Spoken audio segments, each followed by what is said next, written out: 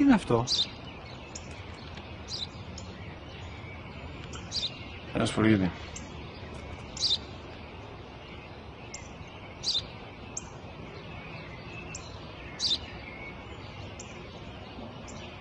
Τι είναι αυτό?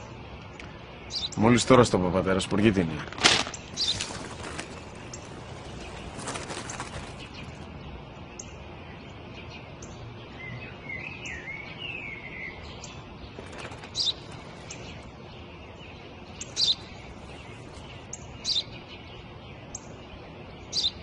Τι είναι αυτό?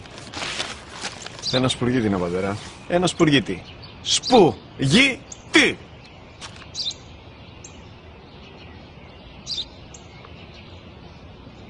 Τι είναι αυτό? Γιατί το κάνεις αυτό το πράγμα, μπορείς να μου πεις? Τόσες φορές σου είπα, είναι ένα σπουργίτη! Δεν το καταλαβαίνεις! Πού πας?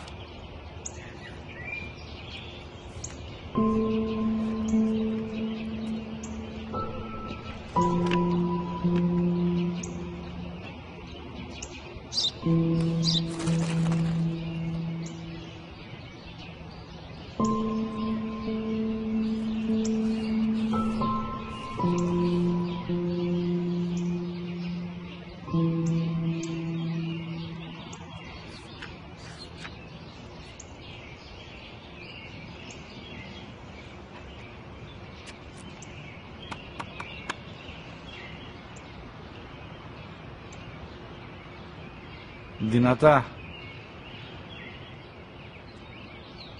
Σήμερα ο μικρός μου γιος που πριν λίγες μέρες έκλεισε τα 3 καθόταν μαζί μου έξω στο πάρκο όταν ένα σπουργίτη ήρθε και κάθισε απέναντί μας. Ο γιος μου με ρώτησε 21 φορές τι ήταν αυτό και του απάντησα και τις 21 φορές ότι ήταν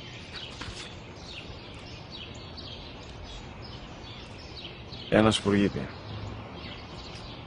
Τον αγκάλιασα τρυφερά και τις 21 φορές που μου έκανε την ίδια ερώτηση, ξανά και ξανά, χωρίς να εκνευριστώ, νιώθοντας στοργή για το αθώο μου αγοράκι.